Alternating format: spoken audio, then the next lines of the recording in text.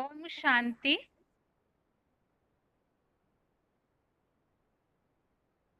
भगवत गीता श्लोक क्लास में आज का श्लोक है 10वें अध्याय का 36वां श्लोक, अध्याय 10, श्लोक नंबर 36।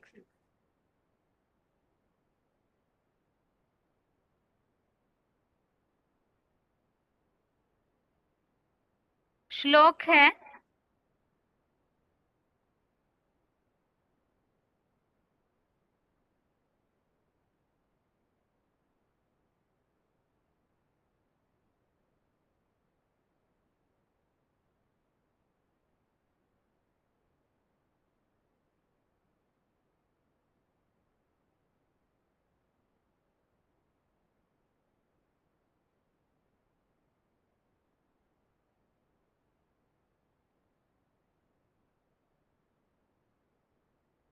द्यूतं छलयतामस्मि, तेजस्तेजस्विनामहं, जयोस्मि व्यवसायोस्मि, सत्वं सत्ववतामहम्।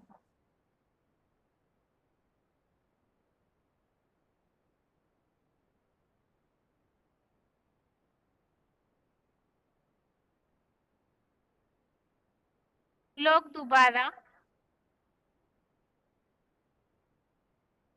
द्यूतं छलयतामस्मि, तेजस्तेजस्विनामहं, जयोस्मि व्यवसायोस्मि, सत्वं सत्ववतामहम्। श्लोक का संधि विच्छेद है द्यूतं छलयताम् अस्मि,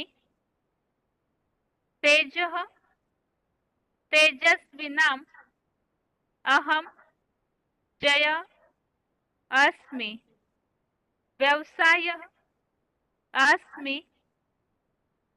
सत्वं सत्ववताम् अहम्।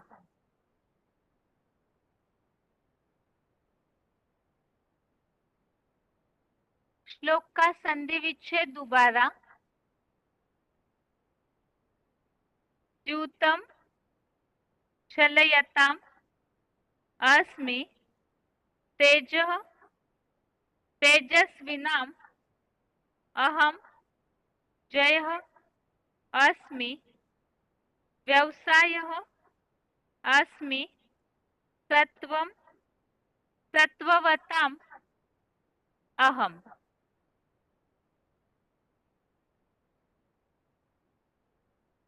शब्दों के अर्थ है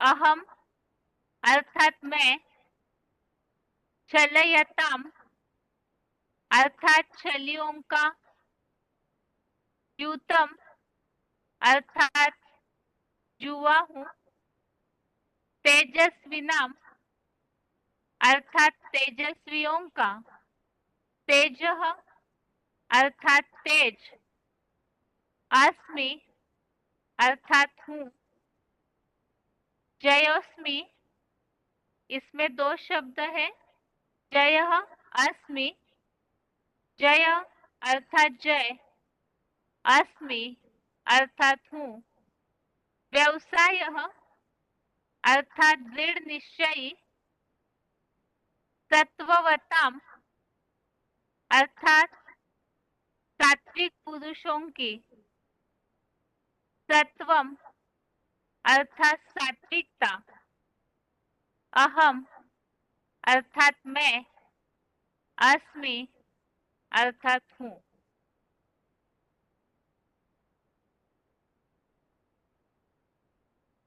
शब्दों के अर्थ दोबारा।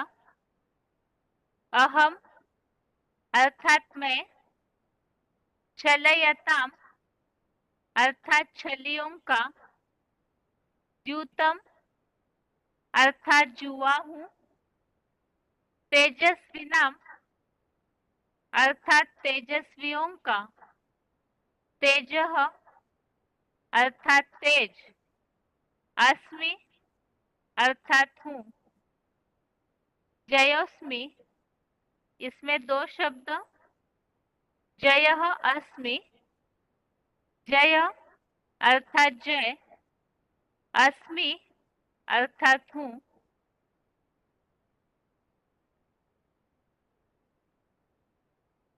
व्यवसायः अर्थात दृढ़ निश्चयी, सत्ववताम अर्थात सात्विक पुरुषों की, सत्वम अर्थात सात्विकता, अहम अर्थात मैं, अस्मि अर्थात हूँ। श्लोक का अर्थ है, मैं शैलियों का जुआ हूँ, तेजस्वियों का तेज हूँ, जय हूँ, दृढ़ निश्चयी हूँ, सात्विक पुरुषों की सात्विकता मैं हूँ।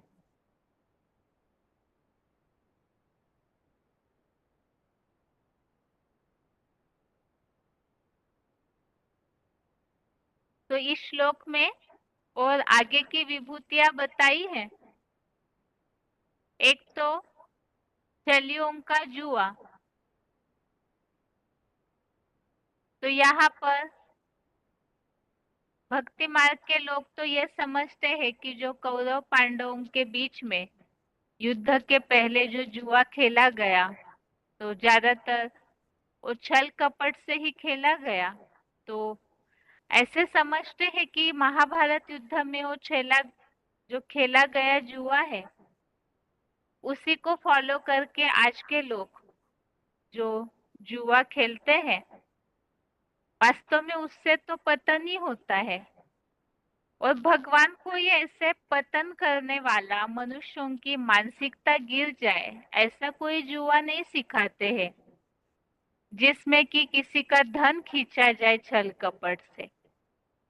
लेकिन शास्त्रों में उसकी वास्तविकता या यथार्थ जो आध्यात्मिक रहस्य है वो नहीं समझा गया। यहाँ पर मैं छलियों का जुआ हूँ, अर्थात भगवान जब इस सृष्टि पर आते हैं तो दुनिया में तो जुआ में सब कुछ हार जाते हैं लोग, तन मन धन अपना सब लुटा देते हैं। यहाँ पर ईश्वरीय कार्य में किस तरह से अर्पणमय होने की बात संबंधित जुआ पांडवों ने खेला, तो उसका उल्लेख यहाँ है, जिसे हम आगे पॉइंट के द्वारा समझेंगे ही। तो यहाँ छलियों का जुआ अर्थात स्थूल हद का जो जुआ है जो कलयुगी मनुष्य खेलते हैं, उस जुए की बात नहीं है। तेजस्वियों का तेज हूँ, इसमें सबसे ज्यादा तेज तो सूर्य में होता है, तो ऐसा तेज वो भगवान में है, तो वो तेजस्वियों का तेज। जय हूँ सफलता से प्राप्त निशानी, जय, और उसके लिए ही दृढ़ निश्चय होकर कार्य करने वाला दृढ़ निश्चयी हूँ, और सात्विक पुरुषों की सात्विकता मैं हूँ। इसी के बारे में क्लैरिफिकेशन वाले अर्थ में और स्पष्टीकरण दिया हुआ है। क्लैरिफिकेशन सहित अर्थ है,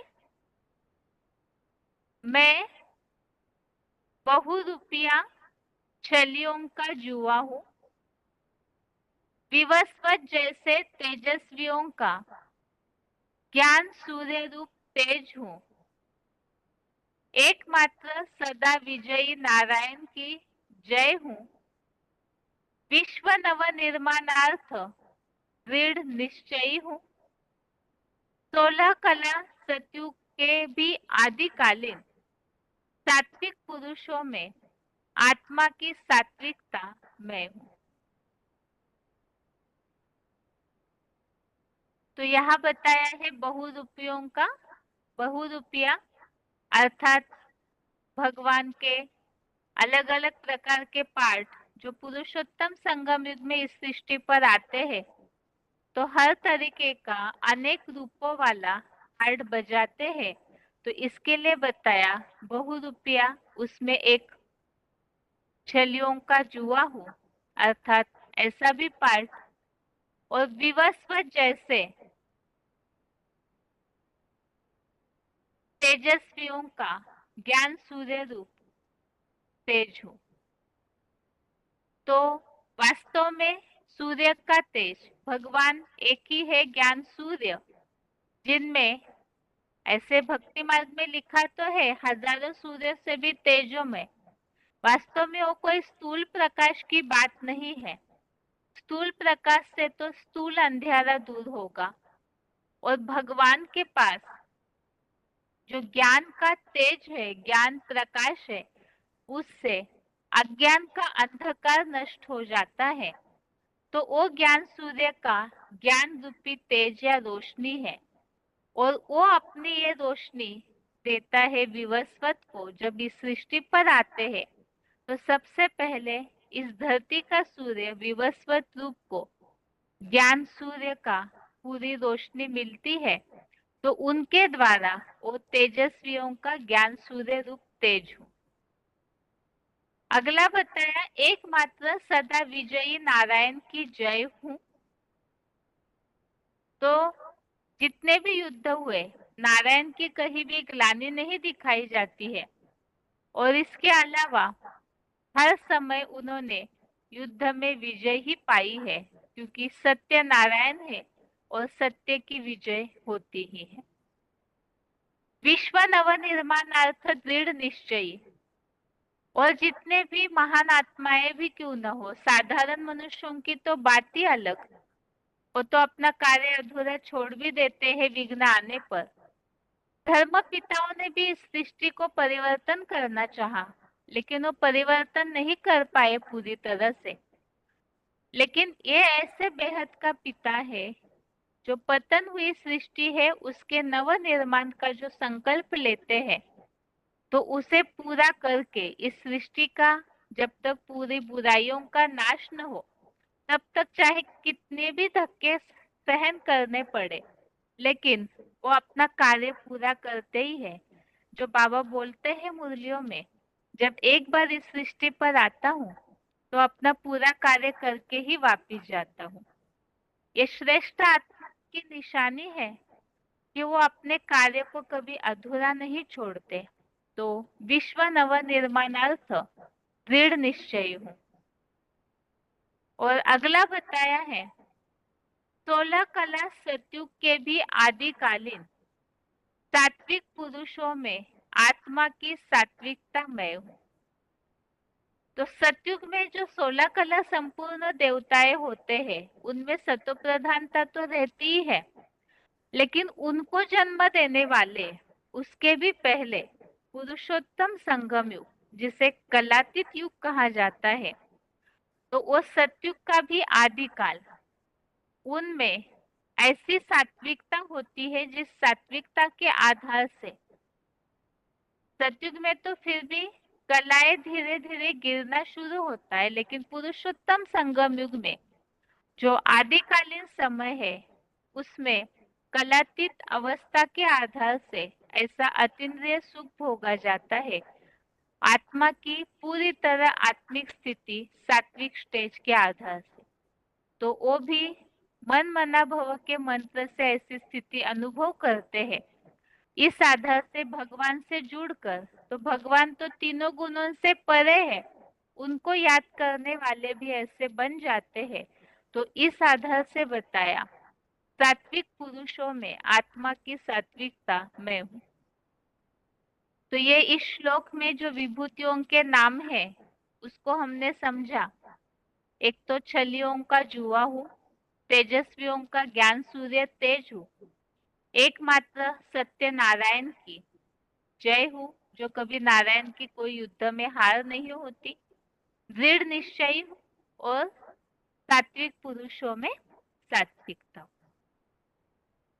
अब इससे संबंधित रेफरेंस श्लोक है पहला तो है 9वें अध्याय का 19वां अध्याय 9 का श्लोक नंबर 19। इसमें जो श्लोक में उल्लेख आया है बहुरूपिया, अर्थात अनेक रूप धारण करते।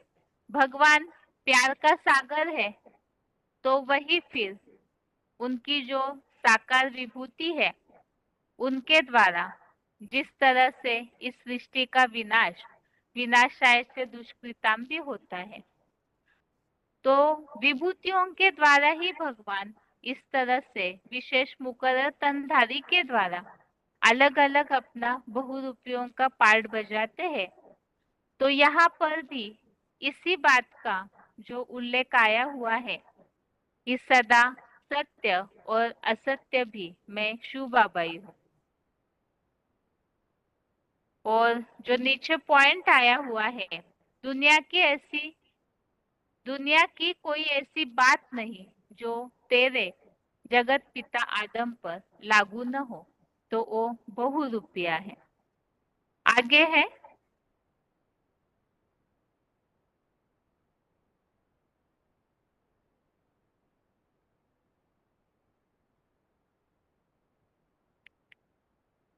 7वें अध्याय का 10वां अध्याय 7 का श्लोक नंबर 10। आज के श्लोक में उल्लेख आया है तेजस्वियों का तेज हूँ। इसी बात का उल्लेख यहाँ भी है, तेजस्वी नाम हम, अर्थात तेजस्वियों का नंबरवार योग ऊर्जा रूप तेज भी मैं शिव ही हूँ। और दूसरे अध्याय का 45 अध्याय 2 का श्लोक नंबर 45, इसमें उल्लेख आया है, अर्जुन को भगवान ने बोला है तू यहाँ विष्णु लोकीय 3 गुणों से परे सदा सत्व गुण में स्थिर हो। तो इसमें बताया है 16 कलाओं से भी अतीत मेरे समान भगवान जो है वो सदैव सात्विक सत्व गुण। तो ऐसे यहाँ अर्जुन को भी इस बात को बताया। यहाँ मुख्य बात तो है जो बताया, सात्विक आत्माओं में सात्विकता मैं हूँ। तो वो भगवान इस तरह से सबसे सदैव ऊंची स्टेज में रहने वाले, उनके लिए ये बात यहाँ उल्लेख है। ये श्लोक संबंधित रेफरेंस श्लोक हमने समझे। अभी आगे उच्चारण सुनते हैं, उसके बाद किस तरह से भगवान जुआ खेलवाते हैं या जुआ है किस विभूति के द्वारा ऐसा कार्य करवाते हैं। तेज है तो ज्ञान सूर्य का ताज किस तरह से इस सृष्टि पर प्रकट होता है, और सात्विकता है तो वो सात्विकता किस रूप में, इन सब बातों को हम आगे पॉइंट्स के द्वारा समझते हैं। पहले उच्चारण। द्यूतं छरयतामस्मि तेजस्तेजस्विनामहं जयोऽस्मि व्यवसायोऽस्मि सत्वं सत्त्ववतामहम्। मैं बहुरूपिया छलियों का जुआ हूँ, विवस्वत जैसे तेजस्वियों का ज्ञान सूर्य रूप तेज हूँ, एकमात्र सदा विजयी नारायण की जय हूँ, विश्व निर्माणार्थ दृढ़ निश्चय 16 कला सतयुग के भी आदिकालीन सात्विक पुरुषों में आत्मा की सात्विकता हूँ। द्यूतं छरयतामस्मि तेजस्तेजस्विनामहं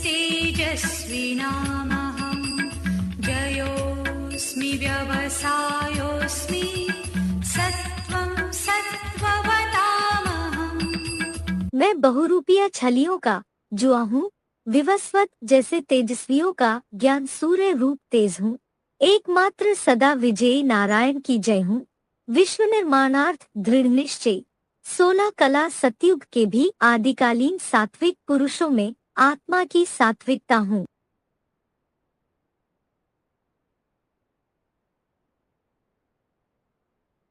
अभी आगे है point VCD number 1568, VCD number 1568 12 minute 12 minutes के बाद से लिया हुआ पॉइंट है, छलियों का जुआ हूँ।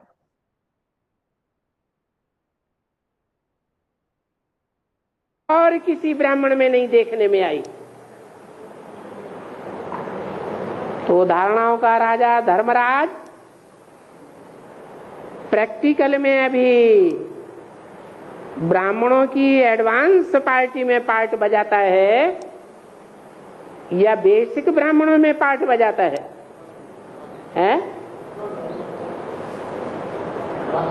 एडवांस पार्टी में पार्ट बजाता है।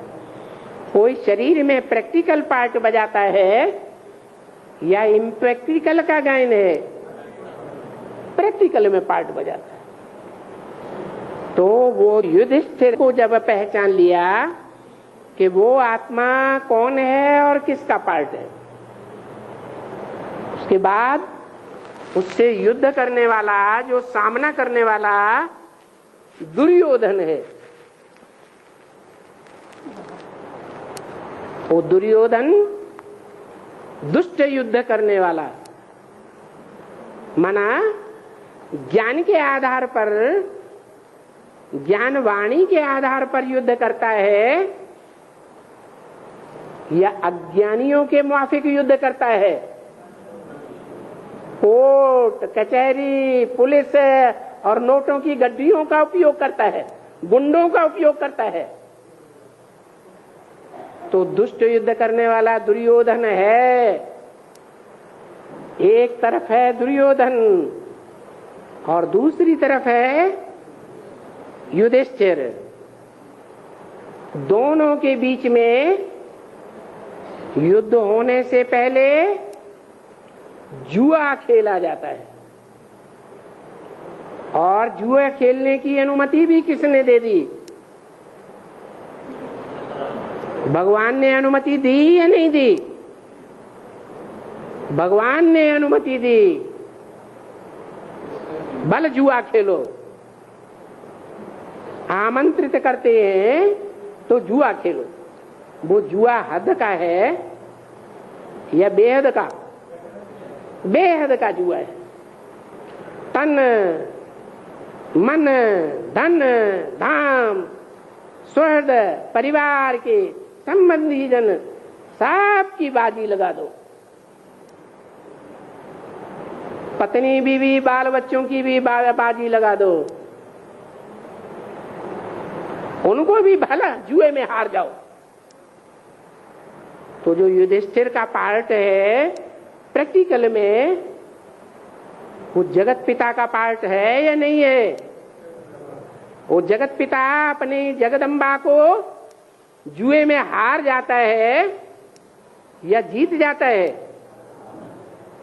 जुए में हारता है तो ज्ञान की बातों की बाजी लगाकर हारता है या दुनियावी तरीके से हार जाता है? हैं? ज्ञान की बाजी लगाता है। मैं भी आत्मा, जगत पिता स्वयं आत्मा और जगदम्बा भी आत्मा। आत्मा आत्मा क्या हुए? भाई भाई। भाई भाई को बंधन में रखना चाहिए या स्वतंत्र छोड़ना चाहिए?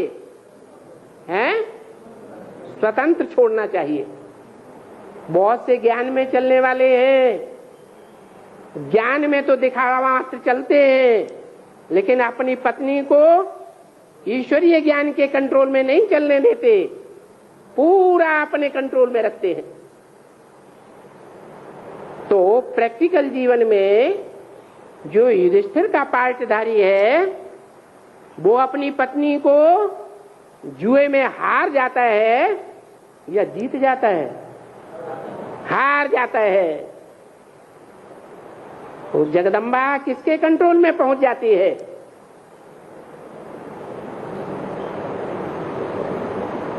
उन्हीं दुर्योधन दुशासनों के कंट्रोल में पहुंच जाती है।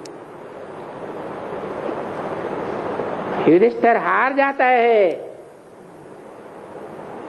पांडव और कौरवों में ये जुआ होता है, नंबरवार पुरुषार्थ अनुसार। पांडव सच्चाई से खेलते हैं नंबरवार, और कौरव चालाकी से खेलते हैं। अपना अपनी मुट्ठी में, पत्नी बीवी बाल बच्चे, और पांडवों के पत्नी बीवी बाल बच्चे भी अपनी मुट्ठी में ले लेते। तो महाभारत में जुए की जो बात है आई है वो सच्ची है या झूठी है?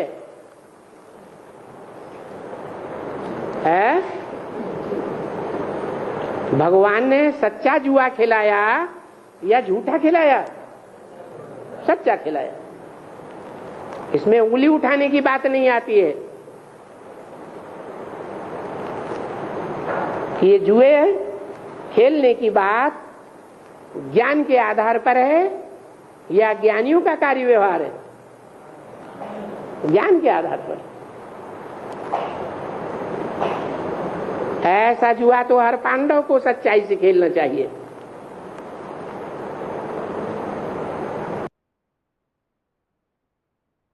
अगला पॉइंट है वीसीडी नंबर 1305 1305 27 मिनट 27 मिनट्स के बाद से लिया हुआ पॉइंट है ज्ञान सूर्य का तेज।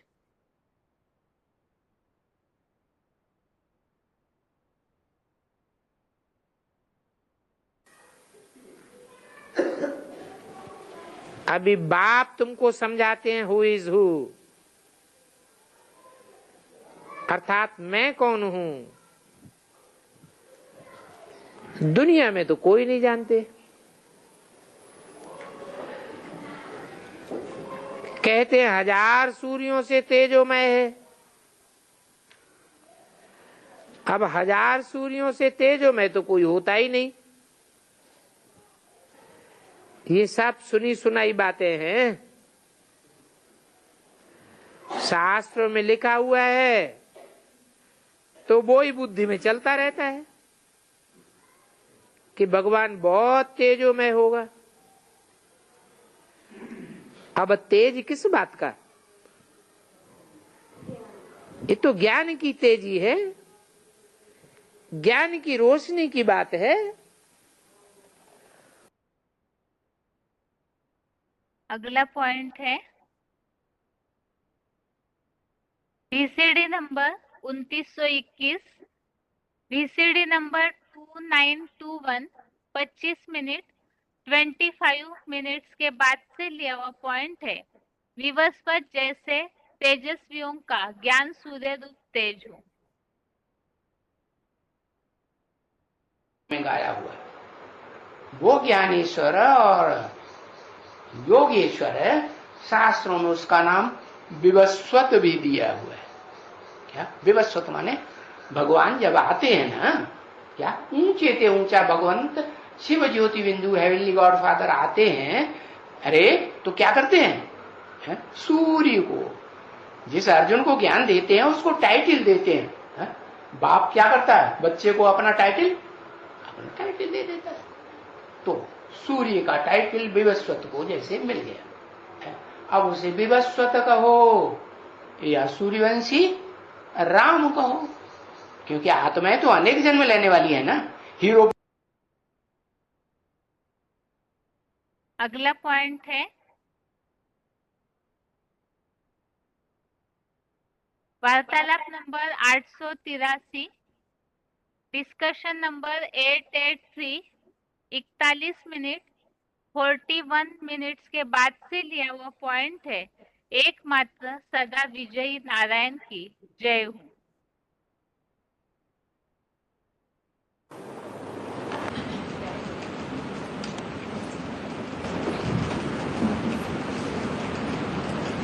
बाबा एक सीढ़ी में कहा गया भक्ति मार्ग में सदा विजयी किसको बताया? वो किसको बताया करके याद कर, वो नहीं बताया। ये भक्ति मार्ग में इंद्रियों का सदा विजयी तो नारायण ही है। नारायण की कभी हार हुई ही नहीं। हार उसकी होती है जो श्रीमत के बरखिलाफ चलता है। श्रीमत के अनुकूल ही सदा चलेगा, तो जिसकी श्रीमत है वो सहयोग देगा या नहीं देगा? वो ऊंच ते ऊंच बाप छत छाया के समान सदैव सहयोगी रहेगा। अगला पॉइंट है VCD number 775, VCD number 775, 21 minute 21 minutes के बाद से लिया हुआ पॉइंट है। विश्व नवनिर्माणार्थ दृढ़ निश्चयी हूँ।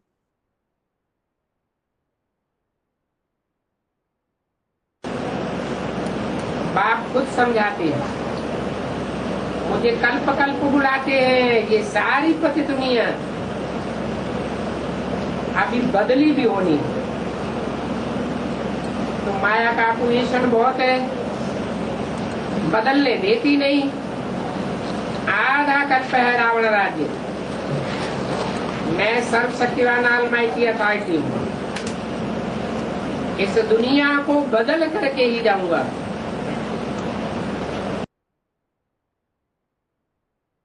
अगला पॉइंट है VCD नंबर 2357, 2357, 1 घंटा 50 मिनट 1 आवर 50 मिनट्स के बाद से लिया हुआ पॉइंट है। विश्व नवनिर्माणार्थ दृढ़ निश्चयी हूँ।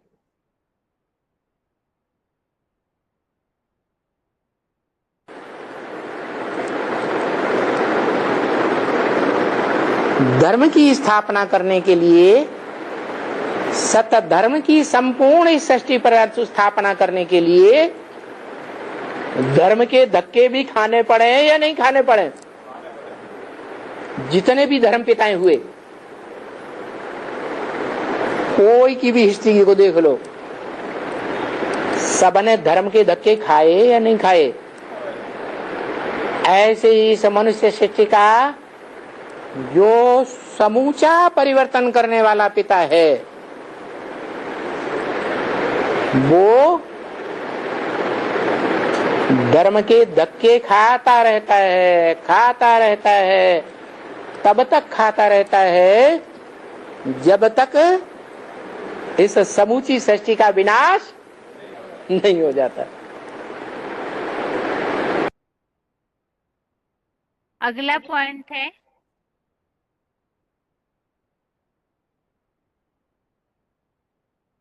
VCD number 2352, VCD number 2352, 50 minute 50 minutes के बाद से लिया हुआ पॉइंट है। 16 कला सतयुग के भी आदिकालीन सात्विक पुरुषों में आत्मा की सात्विकता मैं हूँ।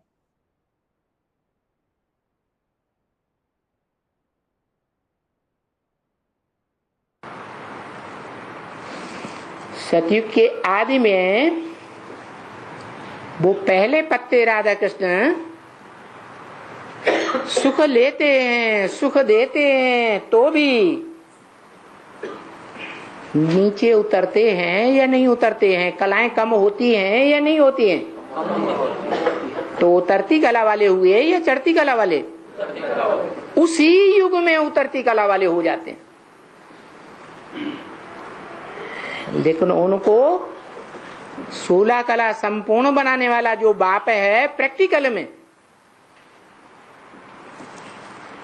वो ऐसी स्टेज तक पहुंचता है और अपने फॉलोअर्स को पहुंचाता है जो 16,000 फॉलोअर्स राजयोग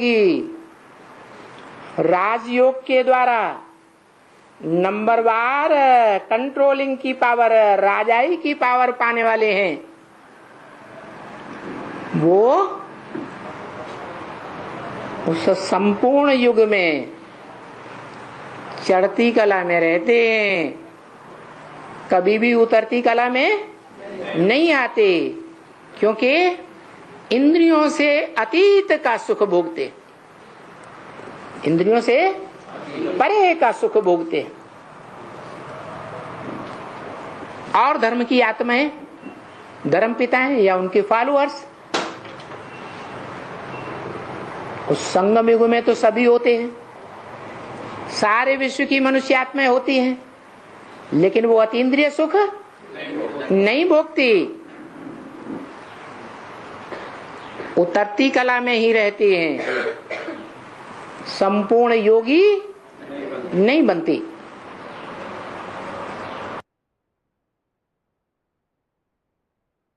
इस तरह से 10वें अध्याय के 36वें श्लोक संबंधित पॉइंट्स हमने समझे हैं और अभी आगे है रिवीजन।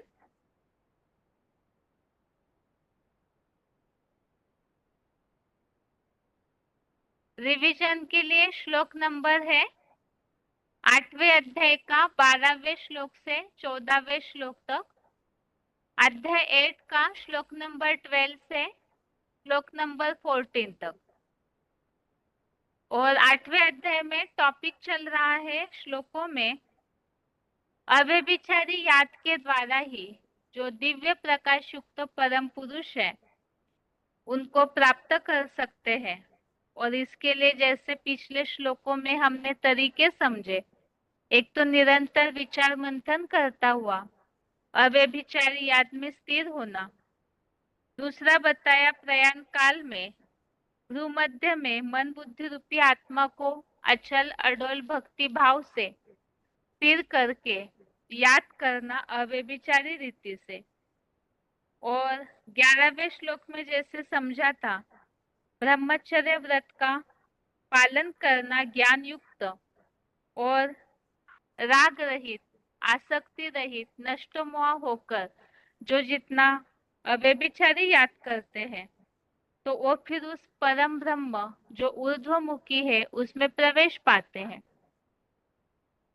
और अभी जैसे 11वें श्लोक में उल्लेख आया था, जो भगवान ने बताया है कि ऐसे जो अव्यभिचारी याद और ये जो भी तरीका बताया है परम पुरुष को पाने का, तो उस विष्णु रूप परम पद को संक्षेप में बताऊंगा। अर्थात उस परम पद तक कैसे पहुंचना है, किस तरह याद की तरीका होना चाहिए, उसके बारे में आगे के श्लोकों में और स्पष्टीकरण है।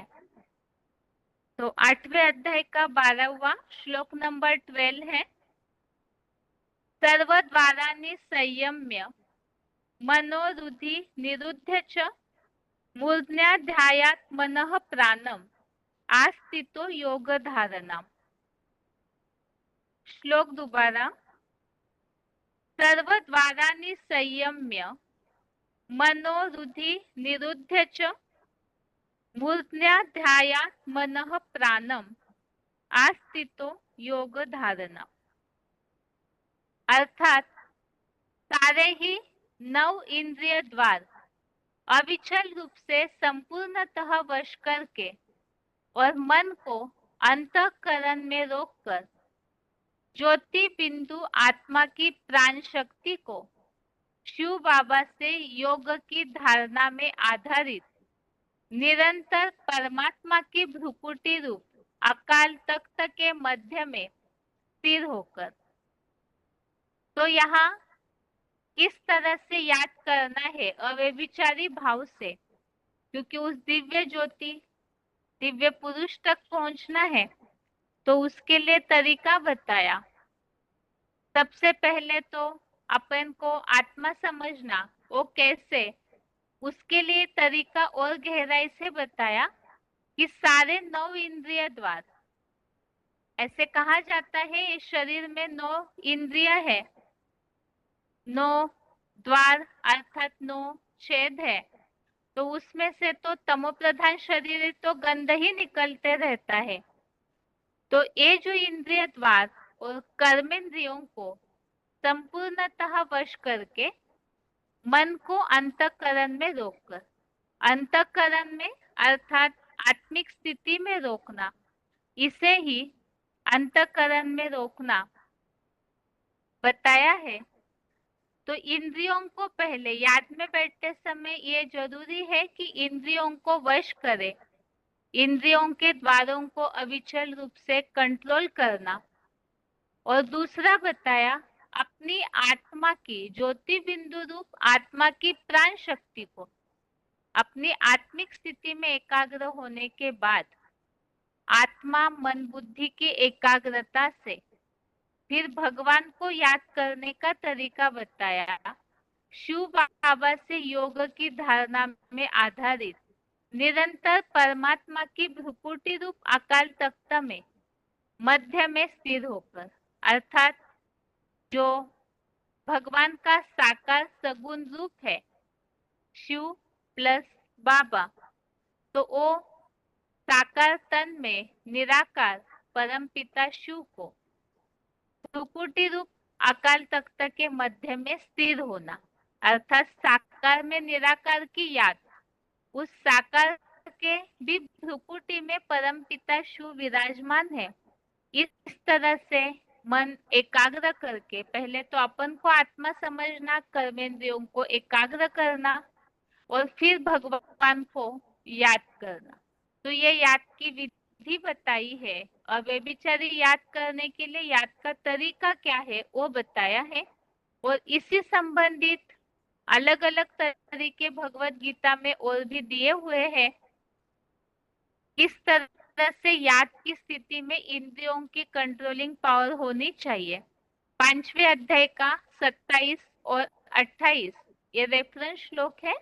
अध्याय 5 का श्लोक नंबर 27-28 इसमें बताया इंद्रिय भोगों को चित्त से बाहर करके, अर्थात मन से जो इंद्रिय भोगों को, इंद्रियों के सुखों को याद करते हैं, संकल्प चलते हैं, तो उनको पूरा बाहर करना, अर्थात हटा देना संकल्पों से, और आत्म बिंदु नेत्र को भ्रुकुटी में एकाग्र करके फिर श्वास प्रश्वास की प्रक्रिया, जिसे बताया शुद्ध अशुद्ध संकल्प रूप प्राण अपान वायु को समानता में करके वशीभूत इंद्रियों की मन बुद्धि वाला।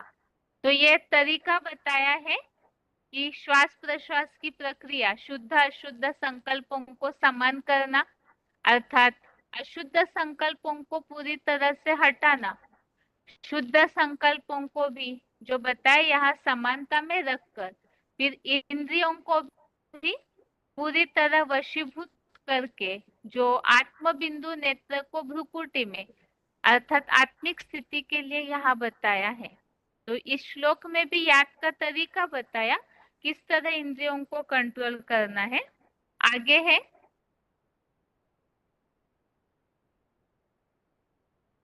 अगला रेफरेंस श्लोक है 5वें अध्याय का 13, अध्याय 5 का श्लोक नंबर 13। इसमें बताया है इंद्रियों का वश करता आत्मा भ्रू मध्य स्टार में स्थित हो, मन से सब कर्मों को संपूर्ण त्याग कर 9 द्वार वाले नगर रूपी शरीर में मानो कुछ न करता हुआ कराता हुआ सुखपूर्वक रहता है। तो यहाँ भी पुरुषार्थी अर्थात ही शरीर के भान को हटाकर आत्मिक स्थिति में पूरा स्थिर रहना, उसके लिए यहाँ बताया है उल्लेख। और दूसरे अध्याय का 61, अध्याय 2 का श्लोक नंबर 61, इसमें भी उल्लेख आया है कि जो इंद्रियों को पूरा वश करके मेरे आश्रित हुआ, मुझ शिव में ही मन लगा, मतलब इंद्रियों को कंट्रोल करने वाले की बुद्धि ही दृढ़ता पूर्वक स्थिर रहती है। 6वें अध्याय का 18, अध्याय 6 का श्लोक नंबर 18, इसमें उल्लेख आया है संयमित चित्त आत्मा में भली भांति स्थिर होता है, अर्थात इंद्रिय कंट्रोल होने के बाद ही मन पूरी तरह से आत्मा में एकाग्र हो सकता है और कामनाओं इच्छाहीन हुआ सहज योग युक्त ऐसे कहा जाता है। और 6वें अध्याय का 24, अध्याय 6 का श्लोक नंबर 24 में बताया संकल्प से पैदा सब कामनाओं को पूरी तरह त्याग कर मन से इंद्रिय समूह को सब ओर से विशेष रूप से नियमित कर। तो इसमें भी याद का तरीका बताया है, इच्छाओं को त्याग कर इंद्रियों को कंट्रोल करना। अभी इसी संबंधित कुछ पॉइंट्स हमने सुने थे, वो पॉइंट्स भी एक बार सुनते हैं। आगे पॉइंट्स हैं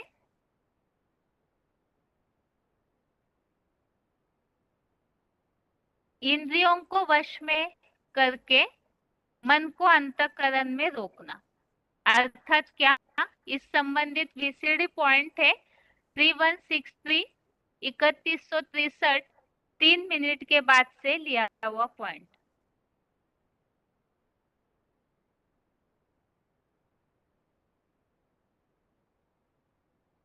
तो यहाँ ऐसे दुनिया में चंचलता तो सारी देह की है, और देही अभिमानी बन जावे, मना आत्मा अभिमानी बन जावे। देह को धारण करने वाली आत्मा देही, तो चंचलता खत्म।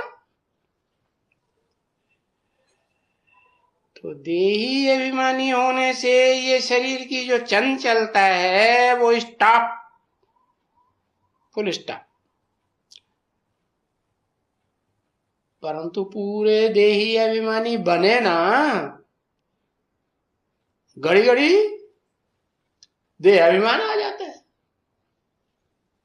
अपन को आत्मा समझ के बैठे हैं तो कितनी देर बैठेंगे? आत्मा समझ के बैठे परमपिता के सामने, ज्योति बिंदु परमपिता शिव के सामने कोई 1 घंटे बैठे। बाबा ने तो चैलेंज दे दिया, तुम 1 घंटे बैठ ही नहीं सकेंगे आत्मा बन करके आत्माओं के बाप के सामने बैठ सकेंगे? हाँ? कोई को देखा बैठे हुए? 1 घंटा आत्मा बिंदु समझ करके बिंदु बिंदु आत्माओं के बाप के सामने बिंदु बनकर बैठे रहे। ऐसे किसी को देखा? न किसी को देखा, न ऐसी स्टेज को कभी अनुभव किया अपने अंदर। तो आत्मा समझ करके बाप की याद में रहें और साथ चंचलता उस समय खत्म हो जाए कर्मेंद्रियों की।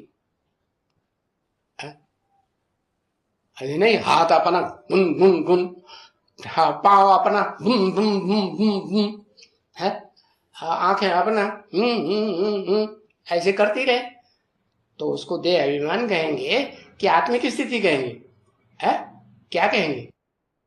हाँ, बाबा ने तो कहा जब तुम बाबा की मुरली भी सुनते हो तो कोई कर्म नहीं करना चाहिए। कर्मेंद्रियों से कर्म करेंगे ना, हाँ, तो नहीं करना चाहिए, तो एकाग्रता रहेगी। ऐसे ही ज्ञान से ऊंचा क्या है? हाँ, बाबा की याद। तो बाबा की याद करने बैठे हैं तब तो इंद्रियों की चंचलता होनी चाहिए, और तब तो इंद्रियों की चंचलता बिल्कुल नहीं होनी चाहिए। हाँ, तो सात चंचलता उस समय खत्म हो जाती है कर्मेंद्रियों की। तो उस समय में मजा भी बहुत आता है? देखो, हम बाबा की यादगारी में बैठते हैं।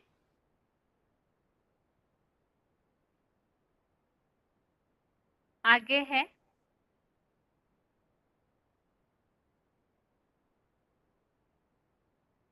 वीसीडी नंबर 1181 1181 32 मिनट 32 मिनट्स के बाद से लिया हुआ पॉइंट है, मन को अंतःकरण में रोकना।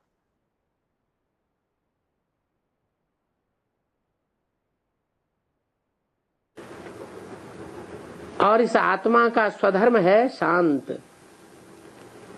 कब शांत है? जब मन एकाग्र हो जाए। मन जब एकाग्र हो जाता है तो सब पूर्व जन्म के सारे संस्कार भस्म हो जाते हैं। जब तक 63 जन्मों के संस्कार पाप कर्म रहे हुए हैं तब तक मन एकाग्र नहीं हो सकता,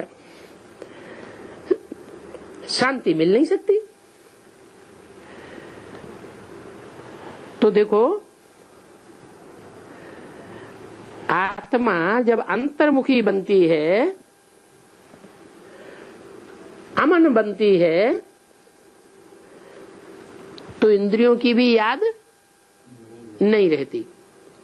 इंद्रियों के भोगों की भी याद नहीं रहती, मुख ही नहीं, कोई भी कर्मेंद्रिय नहीं, चंचलता करने वाली कर्मेंद्रियां ही नहीं, उन कर्मेंद्रियों को शक्ति देने वाला मन ही नहीं। कर्मेंद्रियों से भी सुख दुख कब मिलता है? जब मन उसका साथ दे। कर्मेंद्रियों का अगर मन साथ नहीं देता है तो सुख दुख फील नहीं हो सकता। तो देखो, जब कर्मेंद्रियां ही अनुभव में नहीं आती हैं तो कर्मेंद्रियों के भोग भी नहीं रहते, और कर्मेंद्रियां न होने के कारण, मन अमन होने के कारण बिल्कुल शांति हो जाती। अगला पॉइंट है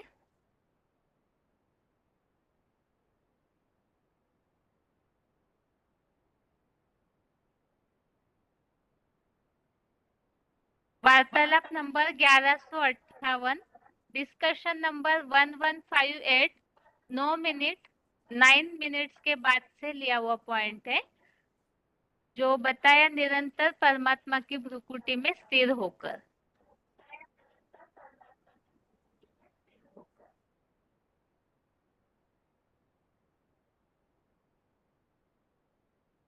नयन इंद्रियां हैं या नहीं है?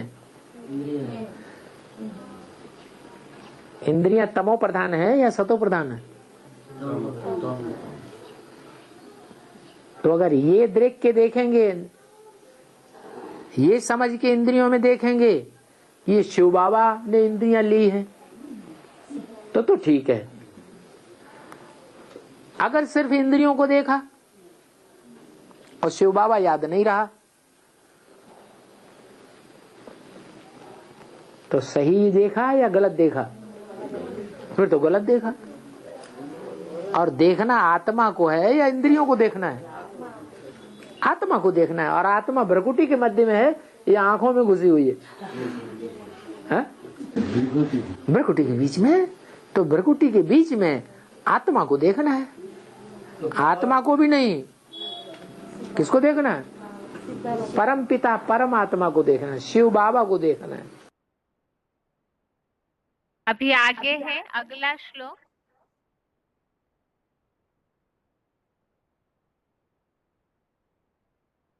तेरहवां श्लोक है।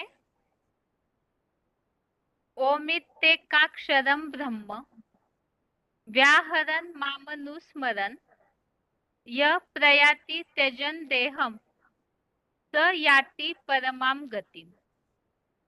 श्लोक दोबारा।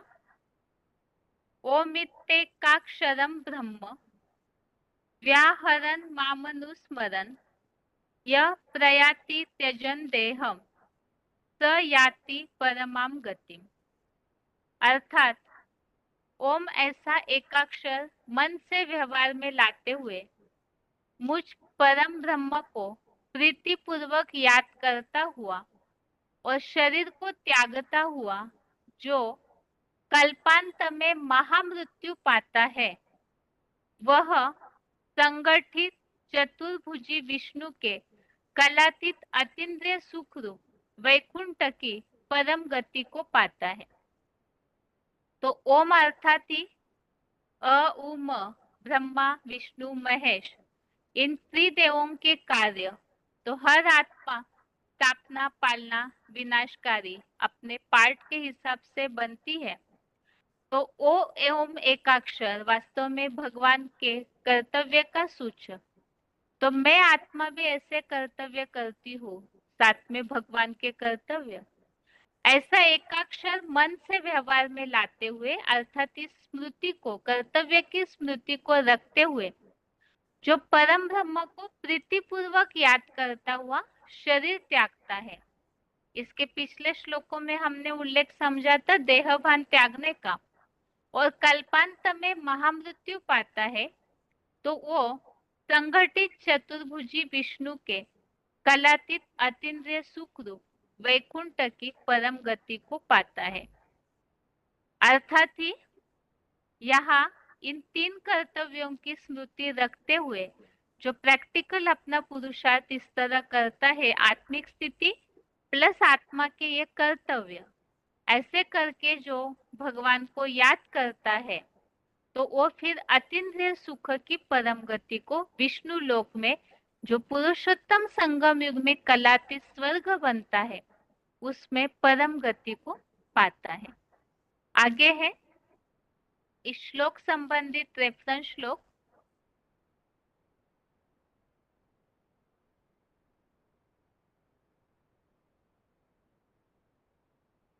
जहाँ श्लोकों में गीता में और भी जगह ओम अक्षर उपयोग किया है, तो उन श्लोकों को यहाँ लिया हुआ है।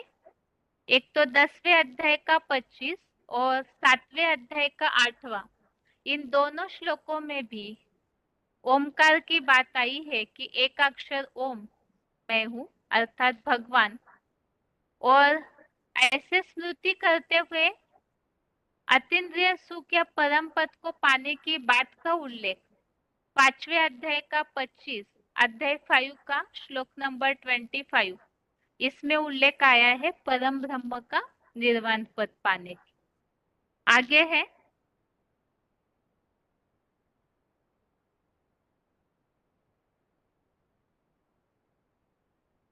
इन श्लोकों में भी 9वें अध्याय का 17वां, अध्याय 9 का श्लोक नंबर 17, इसमें भी ओमकार का उल्लेख आया है कि मैं पवित्र ओमकार हूँ। 17वें अध्याय का 23, अध्याय 17 का श्लोक नंबर 23, इसमें भी उल्लेख आया है ओम तत्सत, ऐसे ब्रह्मा का उपदेश स्मरण किया जाता है। और यज्ञ सेवाओं में भी ओम तत्सत ऐसा विधान किया गया था। और 17वें अध्याय के 24वें श्लोक में भी ऐसा उल्लेख है कि यज्ञ तप दान क्रियाओं में ओम ऐसा बोलकर ये प्रक्रियाएं आरंभ की जाती है। तो यहाँ भी रुद्र यज्ञ का अर्थ हमने समझा है, और इस आधार से ओम के साथ 3 कर्तव्यों की स्मृति, त्रिदेव जो भगवान कर्तव्य कराते हैं, इसकी स्मृति रखते हुए भगवान को याद करने से, और पहले विधियां बताई है जिस आधार से परम गति को पाते हैं। आगे है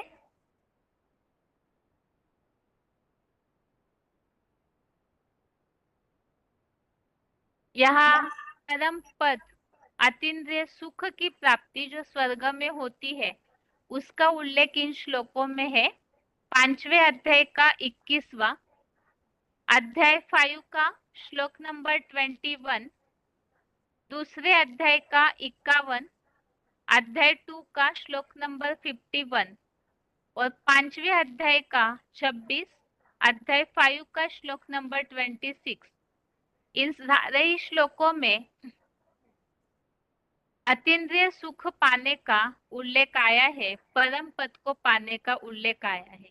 तो याद के द्वारा इस अवस्था की अनुभूति पा सकते हैं। आगे है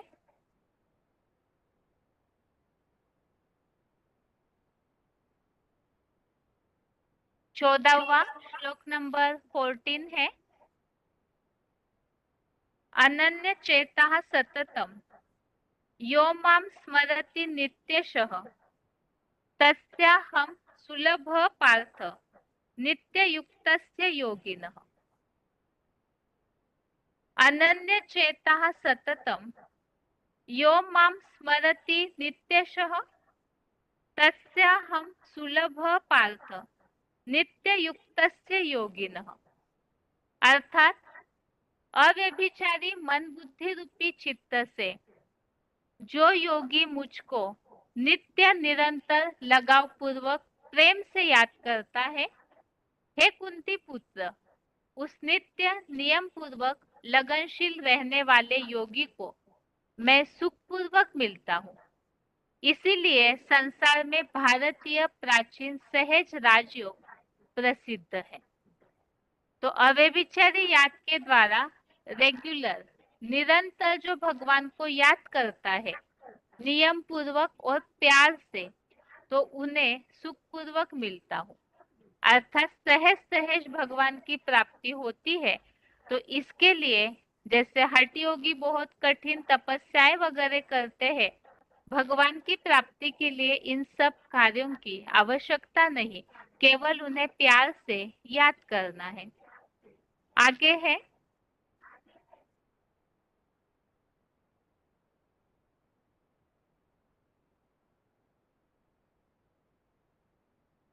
इस श्लोक संबंधित रेफरेंस श्लोक 12वें अध्याय का 8वां अध्याय 12 का श्लोक नंबर 8। इसमें उल्लेख आया है, मुझ में ही मन लगा, मेरे में ही बुद्धि को स्थिर कर, तो मेरे में निवास करेगा। चौथे अध्याय का 39 अध्याय 4 का श्लोक नंबर 39। इसमें श्रद्धावान और सदा प्रयत्नशील परम धाम की शांति पाता है, तो प्यार से अर्थात श्रद्धा से और नियम पूर्वक नित्य प्रयत्नशील होकर याद करने की बात। 9वें अध्याय का 34 अध्याय 9 का श्लोक नंबर 34। इसमें उल्लेख है, मेरे में मन लगा, मेरा भक्त बन जा। आत्मा का लगाव, अव्यभिचारी मन बुद्धि रूप आत्मा का लगाव मेरी अव्यक्त मूर्ति से आश्रित हुआ, मुझको ही पाएगा। तो यहाँ सब जगह नित्य नियम पूर्वक और प्यार से याद करने की बात है। आगे है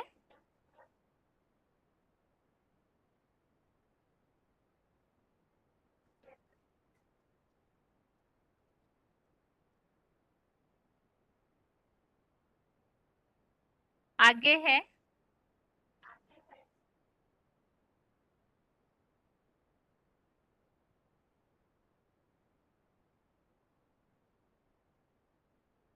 8वें अध्याय का 22 अध्याय 8 का श्लोक नंबर 22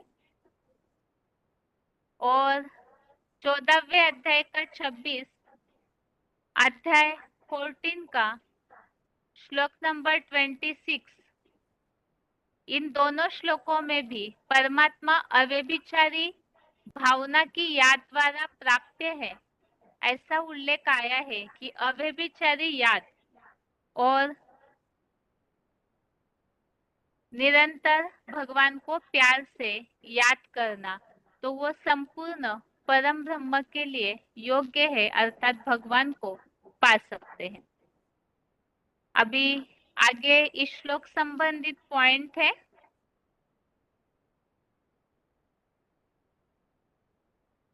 नित्य निरंतर लगनशील योगी को मैं सुखपूर्वक मिलता हूँ।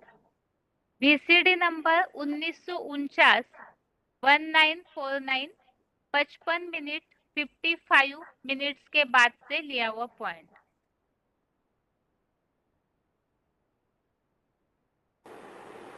तुम्हारा फर्ज ये है बहुत सहज कि बाप को याद करना, जितना हो सके उतना याद करो। जितना याद करेगा इतना ही नजदीक जाएगा। क्या मतलब है? नजदीक जाएगा। अरे माता कुर्सी डाल के नजदीक बैठी हुई हो तो है, तो नजदीक आ गई ना, अब क्यों पुरुषार्थ करना? नजदीक जाएगा क्या? क्या मतलब है? उस अवस्था से क्या फायदा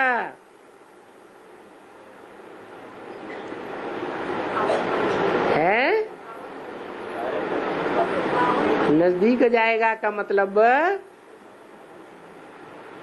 बाबा जो इस सृष्टि पर सदा कायम है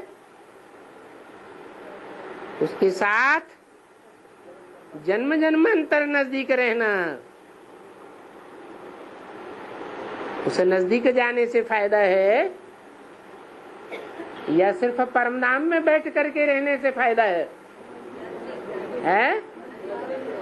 हाँ, ये जरूर है जो परमधाम में नजदीक सीट लेंगे, ये कुर्सी की दौड़ है ना, वो बाप के नजदीक भी जन्म जन्मांतर आएंगे।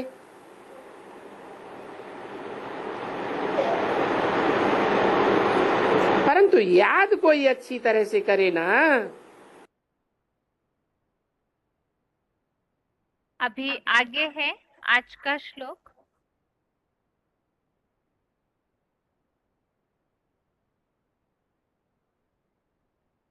दसवें अध्याय का 36, अध्याय 10 का श्लोक नंबर 36।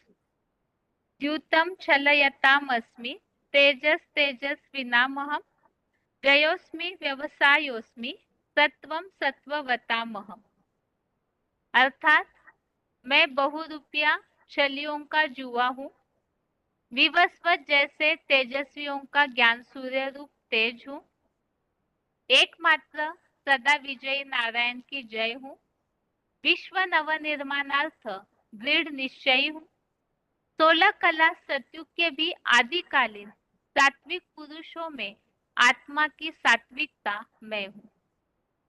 तो इस श्लोक संबंधित पॉइंट्स अभी अभी हमने समझे हैं। जुआ अर्थात भगवान यहाँ स्वर्ग की स्थापना के लिए जो पूरी तरह ईश्वरीय सेवार्थ तन मन धन की बाजी अर्पण करवाते, तो उसके लिए बताया है वास्तव में युधिष्ठिर ने जुआ खेला, अर्थात सब कुछ अर्पण करना। तेजस्वियों का तेज अर्थात ज्ञान सूर्य की रोशनी प्रकाश, नारायण की कभी हार नहीं होती, तो वो जय, विश्व परिवर्तन हेतु दृढ़ निश्चयी और सात्विक पुरुषों में सात्विकता। इससे संबंधित रेफरेंस श्लोक हमने देखे। 9वें अध्याय का 19, अध्याय 9 का श्लोक नंबर 19 आगे है।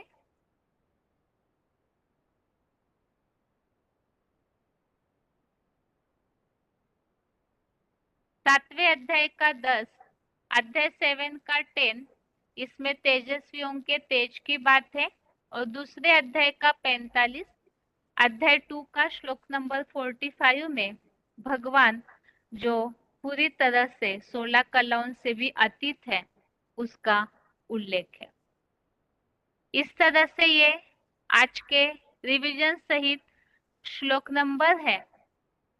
और श्लोक नंबर एक बार फिर से 8वें अध्याय का 12वें से 14वें श्लोक तक, अध्याय 8 का श्लोक नंबर 12 से 14 तक, और 10वें अध्याय का 36, अध्याय 10 का श्लोक नंबर 36। इसके साथ ही आज के लिए गीता क्लास यहाँ पूरा होता है। ओम शांति।